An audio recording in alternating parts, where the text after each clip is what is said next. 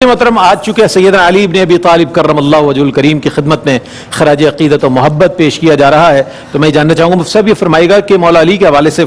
آتا ہے کہ آپ ایک عظیم صحابی رسول ہیں، تو صحابیت کا جو درجہ آپ کو حاصل ہے یہ بہت بڑا منصب ہے امت میں، اگر کسی کو دیکھا جائے تو اس حوالے سے آپ کی جو فضیلت ہے وہ بیان فرمائیے۔ اعوذ باللہ من الشیطان الرجیم، بسم اللہ الرحمن الرحیم۔ وصف صحابیت سے متصف ہو جانا اللہ تعالیٰ کے کرم سے یہی کسی کی عظمت کے بیان کے لیے کافی ہے، بے شک، لیکن اللہ تعالیٰ نے جیسے آپ نے ارشاد فرمایا کہ یہی لکھا گیا ہے علماء کرام کی طرف سے کہ سب سے زیادہ فضیلتیں اگر زبان رسول صلی اللہ علیہ وسلم سے کسی کی بیان ہوئی ہیں تو وہ مولا علی کرم اللہ وجہہ الکریم ہے۔ بے شک، بے شک، اور ایسے بڑوں کی طرف سے کسی کی تعریف ہونا جو مبالغہ آرائی نہیں کرتے، جن سے جھوٹ ہم متصور نہیں کر سکتے، جن کی نگاہوں میں اتنی باریکی ہو کہ وہ ابھی آدمی اسلام نہیں بھی لایا تب بھی اس کے اندر کی پوشیدہ اچھی صفات کو نگاہ نبوت سے جان لیں، وہ اگر کسی کی تعریف کریں، ایک جملہ بھی فرما دیتے ہیں نا سرکار، تو یہ عظمت کے لیے بہت بڑی بات، بہت بڑی۔ میرا ذکر مجھ سے بہتر ہے کہ اس محفل میں ہے، تو اگر سرکار کہیں ذکر کر دیں کسی کا تو ہم تو اس پہ بھی ذکر خالی کر دیں تو وہ آدمی فخر کرتا ہے۔ تو یہاں تو سرکار صلی اللہ علیہ وسلم کثرت سے فضائل بیان فرما رہے ہیں جو آپ کی عظمت کے اظہار کے لیے بہت ہیں۔ سبحان اللہ۔ پھر آپ کا وصف صحابیت سے مشرف ہونا جس عمر میں ہے وہ عمر بھی آپ کی عظمت کے اوپر دلالت کرتی ہے۔ اس کی وجہ یہ ہے کہ آپ عمر کے لحاظ سے بظاہر کم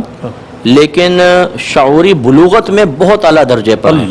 کہ بڑے بڑے لوگ جو بہت سارے جو رشتہ داروں کو جمع کر کے سرکار نے اسلام پیش کیا اور وہ اس کی گہرائی کو نہ سمجھ سکے، مصلحتوں کے شکار ہو گئے، برادری کیا کہے گی، بڑا کیا کہے گا، فلاں کیا کہے گا،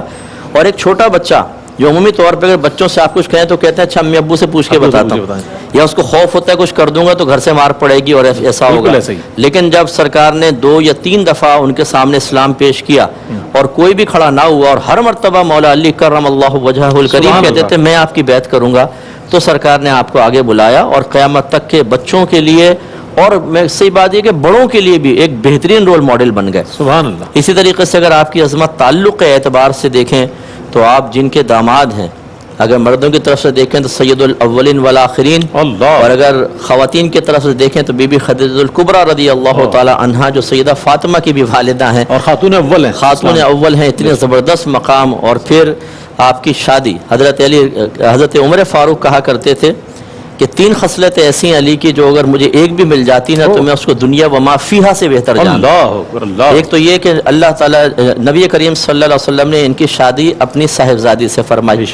ایک وہ غزوہ خیبر کا آپ نے بیان فرمایا، ایک جو غالباً غزوہ تبوک میں جو چھوڑ کر گئے سرکار، وہ ایک تیسرا مجھے صحیح ذہن میں نہیں، تو ایک تو یہ اس طرح اللہ نے ان کو نسبت سے نوازا۔ سب ایک بہت بڑی فضیلت جو شاید فضائل میں ذکر بھی ہوگی، لیکن میں کہ آپ کی عظمت کے اعتبار سے اس کر رہا ہوں، جو غزوہ تبوک میں سرکار جانے لگے تو حضرت علی کو چھوڑ گئے، تو بڑی حسرت سے بظاہر کہا یا رسول اللہ آپ مجھے عورتوں بچوں کے درمیان چھوڑ کے جا رہے ہیں، تو سرکار نے فرمایا کہ علی آپ اس سے خوش نہیں کہ آپ میرے حق میں ویسے ہی ہیں جیسے موسیٰ گئے تھے تو ہارون کو قوم کے پاس چھوڑ کے گئے تھے، ہاں صرف معاملہ یہ ہے کہ میرے بعد کوئی نبی نہیں ہوگا کیونکہ ہارون علیہ السلام نبی تھے۔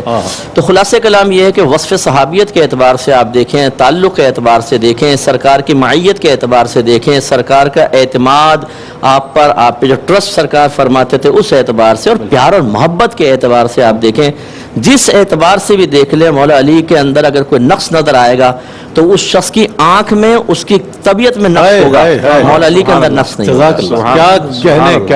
کیا کہنے، سبحان اللہ۔ یہ آخری جملہ کہہ کے مفتی صاحب نے مہر ثبت کر دی ہے کہ جو بھی مولا علی کے حوالے سے تھوڑا سا بھی اس کے دل میں اگر کوئی بات ہوگی تو اس کے دل میں کوئی خرابی ہوگی، آنکھ میں خرابی ہوگی، مولا کائنات کا وصف جو ہے ورع الورع ہے۔ سبحان اللہ۔